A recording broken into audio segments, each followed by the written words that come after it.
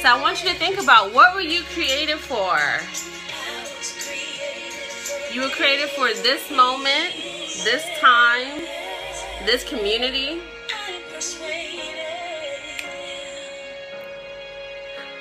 So this song is by Tweet. Hey, Leslie. Oh, Council Space. Oh, you just your handle here.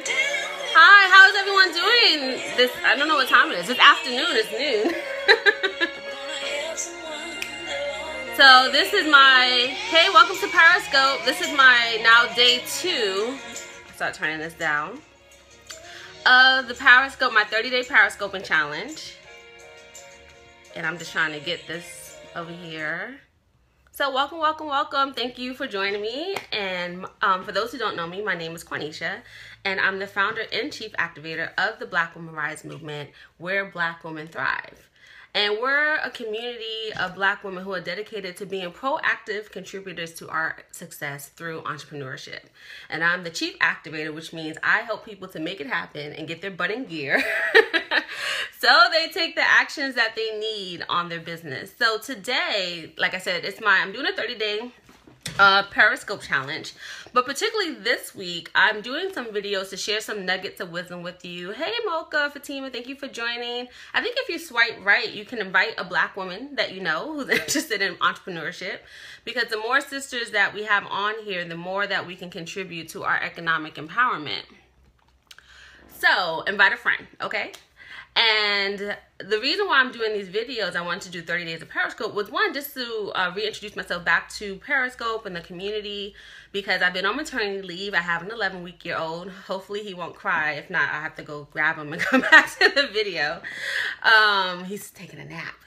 And I wanted to talk about purpose planning. This Saturday, we're having a purpose planning webinar just for the women in our community. And if you would like to become a part of that community, if you go to blackwomenrise.com, that's Black Woman with an E, I'm going to send you the details on that purpose planning 2017. And one of the activities that we're doing today with the purpose planning is that we think about our values, Who here knows their values? I see a couple of you on. Do you know what you value? Do you know what you value? So you can just type yes into the comment if you feel like you have a clear understanding of your values, what you stand for, what you're willing to fight for. Yes, yes. All right, all right. So hopefully today, for some of you who do know your values, it will further solidify some of your values as well as your priorities. But I wanted to also talk about this topic of values within the context of being a Black woman, right? So 2 years ago, I think now, I wrote an article for Harriet called Who You Be, How Black Women Can Live Authentically. And I wrote the story because I was reminiscing on how I always had a secure understanding of who I was, right? I grew up in the South Bronx, in the projects. And one thing I can credit my mother and my family for is that they gave me a secure understanding of who I was as a Black girl. And I grew up in an environment where I saw, Black or just people of color as teachers, because I grew up also with many Puerto Ricans and Dominicans, so that was our diversity, right? It was Black, Puerto Ricans, Dominicans, Haitians, Jamaicans. That was my diversity, right? But I saw people of color in power. They were our teachers, they were our business owners across the street, they were our police officers, our fire folks. They were the head of organizations in the community. So when I went to a boarding school for high school, Phillips Academy, Andover, which is a pretty she boarding school. Both the Bushes went there, just to give you some aspect of the notoriety, and Dana Delancey and all these other things. I started to now be in an environment where I was a minority, and not just a racial minority. I was also an economic minority, because the school was mostly consisting of affluent white families. So I still, like I said, had a secure understanding of who I was, and the school prides itself on bringing students from the 4 corners of the world. And while I was there, I became known as the loud Black girl. And ultimately, by my senior year, I became the president of the Afro-Latino American Society, really working with the school on, better ways. They were doing a good job, but also better ways in bringing the student voice to how they can better support the students of color there, but also as African Americans, for us to showcase, our culture and our talent, right? Combat some of the negative stereotypes. And so, you know, growing up in the Bronx, being from a strong family of women, right? Now then being in an environment where I still had to bring my voice and bring who I was. By the time I got to college, you can say I was a little rough around the edges, as my mentors like to say, right? And some of you might relate to this. I was very blunt. That's how I grew up in New York. I said what was on my mind. Does anyone else say that? Or when you were younger, you just said whatever came to your mind? If you can say yes, if you know how it is to be a blunt, bell hooks call it a truth-telling black woman, and that's what I was. And unfortunately, I would hurt a lot of people's feelings by telling them the absolute truth about themselves, right? So when I got to college, I went to the University of Pennsylvania, which is an Ivy League university. Many of my black women mentors started to tell me that basically I needed to change. I had to be a different Quanisha. That the Quanisha of who I was, even though I was intelligent, didn't represent basically being an educated black woman or educated, you know, elite black woman, as sometimes we state, you know, at these schools, right? The leaders of tomorrow and all that other stuff. And I had to start then basically second guessing myself all the time. So instead of just, you know, maybe being vocal or saying what I needed to say, I had to then think like, okay, how can I, you know, make this more flowery, or how can I not hurt the person's feelings? Or we came to call it, how can I have more tact, right? How can I have more tact? Hey there, everyone joining. I'm kind of just setting it up for what we're talking about. So basically, I had to learn how to have more tact, right? But with that, I started to feel distant from myself, right? And then I started to question like, well, who am I, right? Who do I be? And who is it that basically my mentors are trying to have me be? And over time, are the prayers going up? I guess. Praise the Lord, right? I started to question, especially as I started to get into my research, it came clear that I wasn't the only one, or at least in my development, I wasn't the only one questioning who I was, right? So the deeper question, let's think about why my mentors wanted me to change. There's a stereotype. I see there's a lot of black women on here, so you probably know it, right? Of the strong black woman, or of the loud black woman, or of the angry black woman, right? And when that becomes present, people, whether in your workplace or even your other peers, people shut down, right? They automatically put you into this category, right? So my mentors, when you think about their highest intention and mentorship for me, was trying to help me for other people to label me and dismiss me, right? So that's why it was like, you have to be more tactful. No, this is not the LGBT, I think you meant Q station, so I see you later. Right, their highest intention was so that I wouldn't fall into the stereotype. And so what I came to find out, there was actually a book called Shifting: The Double Lives of Black Women in America. And I found that I wasn't the only one struggling with this. Okay, this person's distracted me. So, so Sharice Jones and Kumia Shorter Gooden, one was a reporter, one was a psychologist, and they reported on the results of the African American Voices Project. And I'm reading it so you can have exactly. So after interviewing and surveying hundreds of black women, particularly in this study, it was like 300 and something black women. It's actually one of the largest studies to date of black women. And they found that 97% of the respondents are aware of negative stereotypes of African American women. And 80% confirm that they've been personally affected by persistent race and sexual assumptions. And as a result, these women shift their behaviors depending on their environment, right? And who they're with. We shift our outward expressions and even our tone. And this shifting impacts how we see ourselves, how we pursue personal relationships, and how we behave at work, right? So the question I had I started to mull around with in the last 2 years was, how can we craft a womanhood that's not in relation to these stereotypes, right? Because there's two things that happen. We either are saying, no, I don't want to be that, right? And we're shifting who we are so that we don't show up as a stereotype.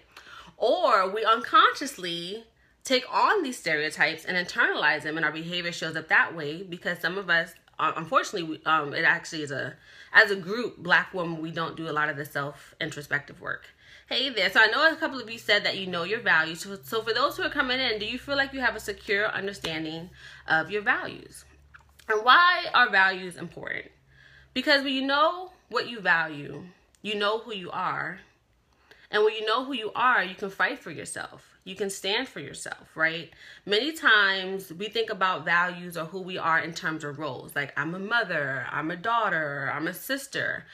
But we don't really describe ourselves in the essence of who we are, right? Like, I am a woman who's dedicated to making a difference. Can you see how those two things are different versus saying, you know, I'm an entrepreneur, or I'm a mother, I'm a sister, versus, you know, I'm a woman who's dedicated to making a difference. I value education and wealth and all types of things. So those are two different orientations. So I want you to start thinking, who are you beyond your roles?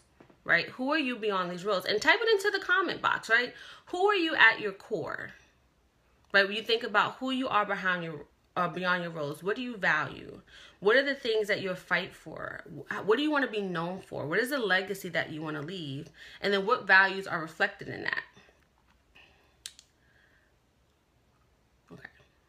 I'm trying to see my notes here. So just thinking about that. So I wanted to come to you with some quick ways to discover your values. So some of you said you knew what they were, but I also want you to get clarity. So for those who think they know what they are, I want you to write down what you think your values are. Because when I do this exercise, it's going to test you, see if you know what your values are. Right. Thank you for joining, everyone. We're talking about how Black women can live authentically. And one way that we live authentically is by living in alignment with our values. So we're actually going to discover right now, what are your current values? And then in our purpose planning webinar workshop, our virtual workshop on Saturday, we're actually going to talk about what are the values that you need to have in order to accomplish the targets and goals that you're setting out for your life, right? Because who you are right now may not be who you need to be to get to where you want to go, all right? So to discover your values right now, I want you to think about your top 5 things that you do right now, right? What are the top 5 priorities that you have, right? So type it in the comment. I see you're here. So tell me, what are some of the top 5 priorities that you have? Like, so what do you do when you think about your life in a week? What are some of the things that you do? So some people work, right? Some of you might do, you know, you might not miss Saturday brunch with the girls or with your family. You might be in graduate school, right? You might value family outings, and maybe every Sunday you're going to your parents' house and, you know, you're doing what you need to do, right? Or maybe you value dates. Maybe you're big on Tinder and all these other websites, and you're going on dates and different things like that. Thank you for the hearts. Just whoever has pink is just like lighting it up, right? So what are some of the things that you all do during the week? Come on, put it in the comment. Hanging out with my girls. Okay, because we're going to talk about what some of these values are. Work. What? Thank you, Mocha. How about anyone else? What are some of the things that you do throughout the week, right? What are some of your priorities? Work, right? Some of you might go to church every week or a different type of religious practice, right? So now that, I guess that was work. Work on my nonprofit on the side, right? So that's business development. Someone does a lot of counseling space and a lot of self-reflection. So the second step, so now that you have a clear idea on basically the actions that you take throughout the week, the second step is to derive the values that come from those list of priorities, right? So think about what those behaviors mean for you. So if you're someone, I think someone says they go out with their girls, right? That can mean you value friendship. If a lot of you said work, right? That can mean it could be making a difference depending on what your work is. It could be you value making money, right? Or you can say financial freedom, financial stability, right? So, and someone said self-reflection. So that could even be like a spiritual practice. It can mean you value spirituality, or you value authenticity. Maybe that's your way of checking in with yourself to make sure you're being true to who you are, right? Or being self-introspective, or you could say growth, right? So there's so many things that one behavior could mean. So as you write your top 5 priorities that you kind of have right now write the values that are associated with it. So for those who shared, a lot of you shared, now tell me what values come up for the activities that you do on a regular basis. So what do those things represent in your life? What values? What values? So for those who put work, someone said working on their nonprofit, what value does that exhibit for you in your life? Right? The counseling space, you wrote self-reflection. What value comes out of that for you?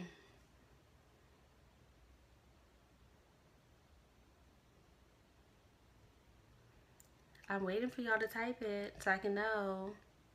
So someone said hanging with my daughters equals family. Okay, so you value family.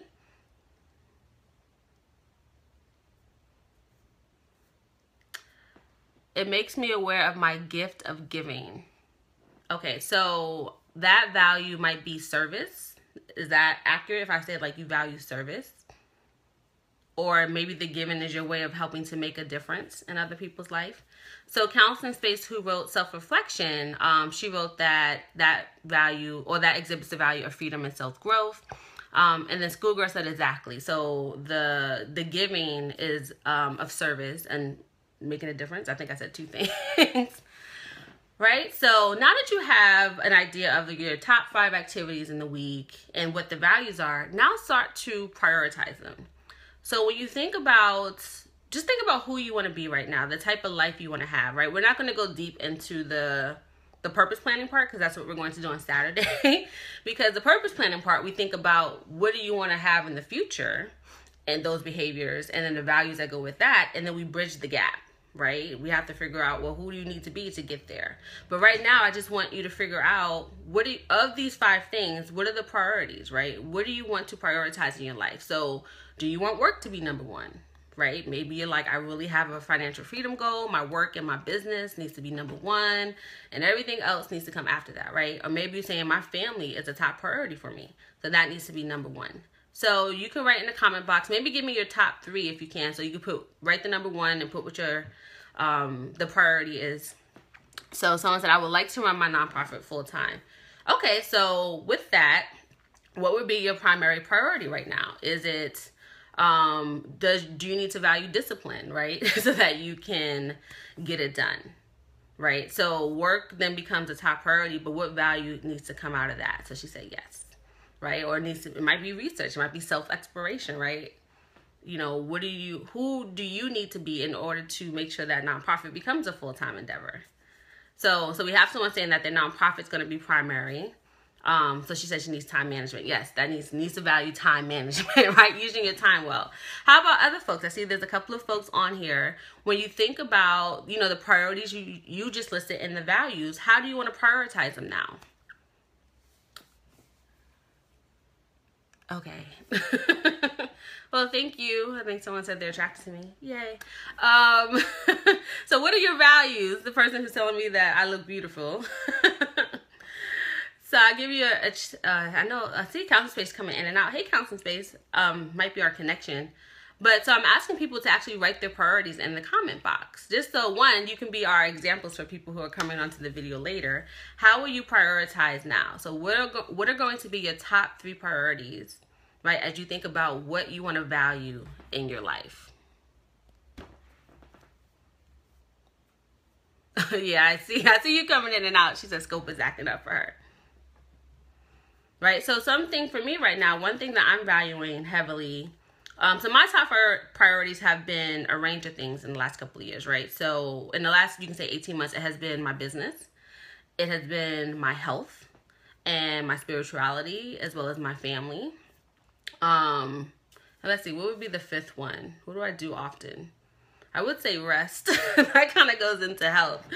I just had a baby, so it was really trying to take care of myself. So I had a lot of rest, right? It was like the self-care, the rest. But when I think about how I want to prioritize those things now, so one major priority is my family, right? It's spending time with them. Obviously a new baby, spending time with the new baby.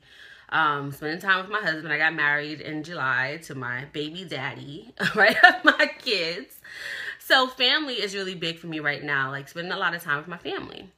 The next priority is my business, right? As a result of this election, I'm even more pouring into my business because I feel like economic empowerment for us is a major thing. But for me, my business doesn't just represent a value of financial freedom. It represents making a difference.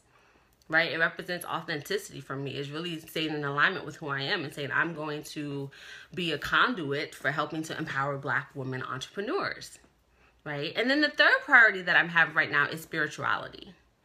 I just joined a church on Sunday. I'm someone who I often, I do a lot of self-reflection, and for me, that's spirituality.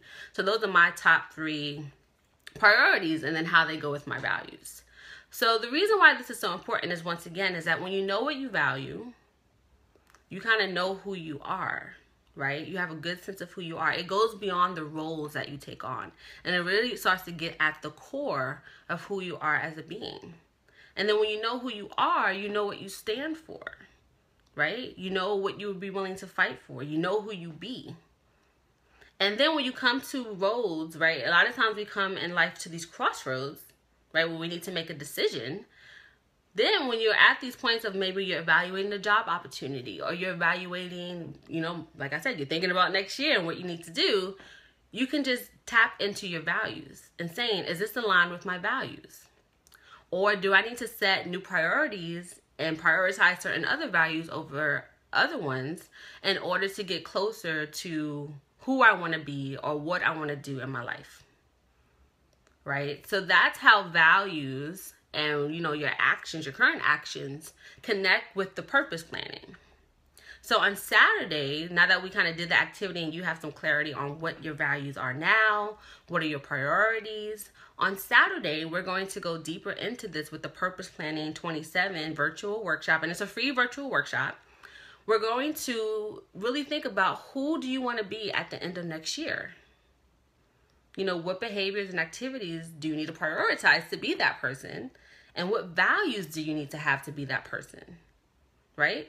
And I teach you how to bridge the gap, right? From the who you are now to the who you want to be, and then who you need to be in the interim to get there. Yay, she said she's excited. So we get all of that clarity done on Saturday in our free workshop. So if you want to join me on Saturday, I'm only kind of giving the access information to people who are part of our Black Women Rise community. So if you want to join, you can go to Black Women Rise with the E, so WOMEN, rise.com.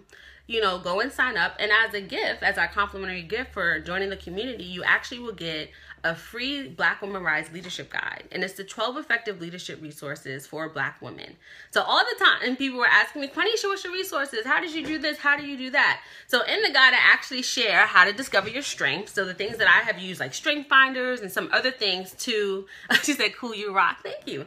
To really get that self-reflection, right? Get an understanding of who I was, what were my strengths. And that's where the Chief Activator name comes from, because my top strength is an activator, which means I make it happen. So I don't just make it happen in my life and implement, I help other people to do the same. So you get to have 3 resources that I list to help you discover your strengths and talents.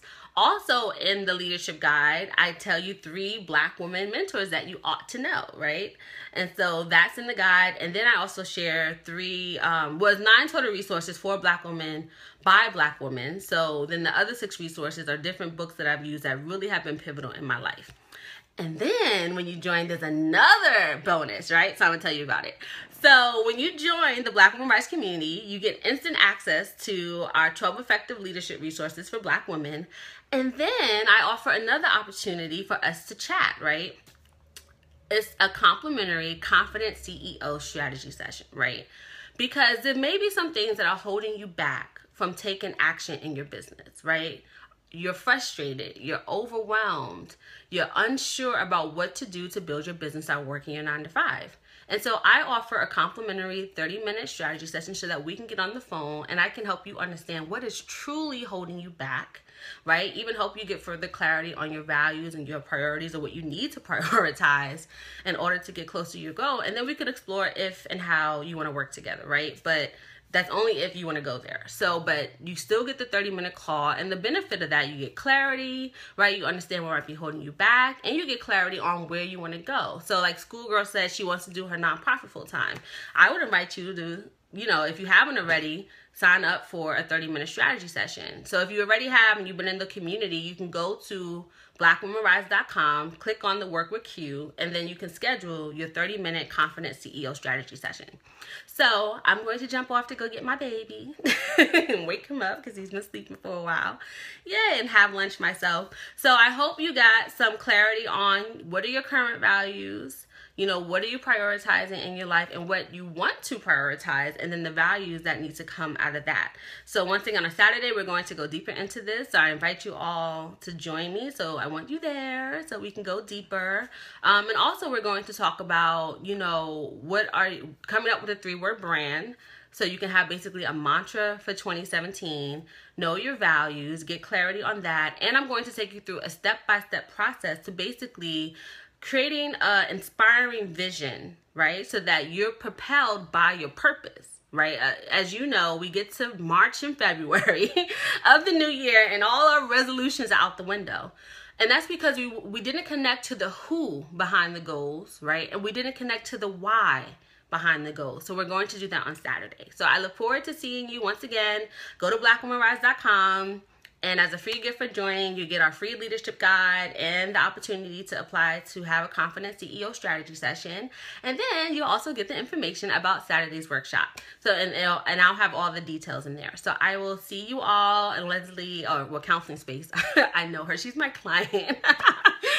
So thank you for joining, and she said this was great. So I'll see you all soon. And like I said, swipe right. You know, if you like this, tap some hearts, invite a friend, invite a fellow Black woman CEO, even if she's a CEO in the making, so that she can join us on Saturday and also start to do this self-reflection work, because we often don't do it as Black women. And that's why I'm doing these videos.